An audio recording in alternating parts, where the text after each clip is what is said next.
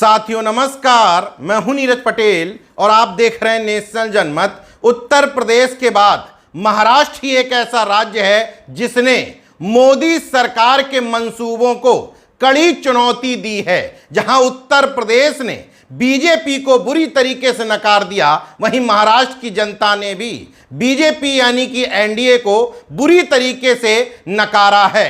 महाराष्ट्र से आ रही एक खबर कि महाराष्ट्र में बीजेपी के बुरे प्रदर्शन की जिम्मेदारी लेते हुए डिप्टी सीएम देवेंद्र फडणवीस इस्तीफे की पेशकश कर रहे हैं। इस इस्तीफे से सीधे सीधे तार जोड़ दिए गए उत्तर प्रदेश के मुख्यमंत्री योगी आदित्यनाथ के, और कहा जाने लगा क्या देवेंद्र फडणवीस का इस्तीफा इसलिए करवाया जा रहा है ताकि इसको नजीर बनाते हुए उत्तर प्रदेश में खराब प्रदर्शन का ठीकरा योगी आदित्यनाथ के सर फोड़ते हुए उनका इस्तीफा लिया जाए। हालांकि ये महज कयास हैं, लेकिन पूरे लोकसभा चुनाव में ये मुद्दा उसी तरीके से हावी रहा जैसे संविधान और आरक्षण का खतरे में होना। मैं तमाम लोकसभा क्षेत्रों में गया, वहां लोग इस बात पर चर्चा कर रहे थे कि अगर मोदी जी सत्ता में आ गए पूर्ण बहुमत से तो इस बार योगी को उत्तर प्रदेश से निपटा देंगे। उदाहरण भी देते थे, जैसे रमन सिंह निपटा दिए, जैसे शिवराज सिंह चौहान निपटा दिए, जैसे वसुंधरा राजे सिंधिया को निपटा दिया, वैसे ही बहुमत में आने के बाद पहला काम करेंगे कि योगी को निपटाएंगे। अब इसमें कितनी सच्चाई है या नहीं मैं नहीं कह सकता, लेकिन यह मुद्दा प्रभावी था।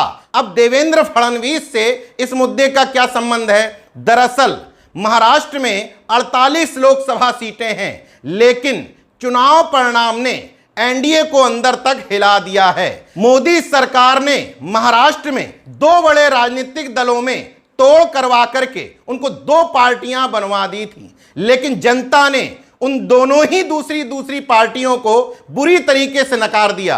कैसे?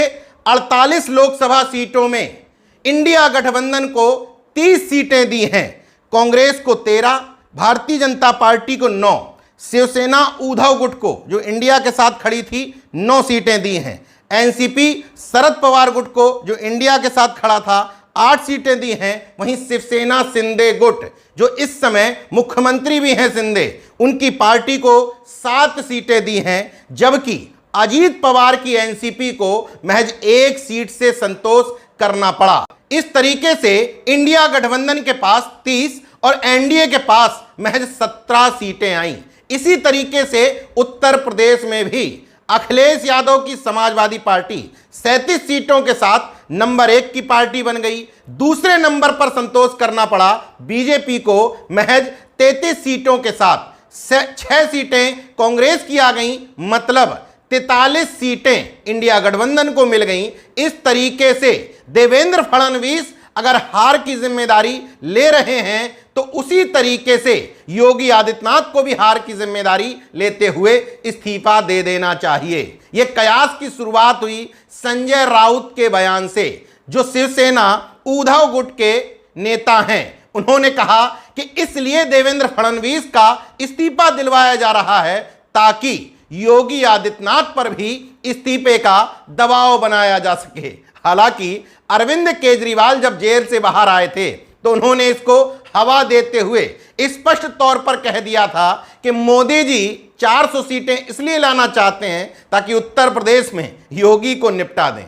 बहरहाल इस कयास में कितनी सच्चाई है कितनी नहीं ये तो मैं नहीं कह सकता, लेकिन मोदी योगी सरकार के रुख को देखते हुए इतना जरूर कहा जा सकता है कि अंदर से टीस जरूर है।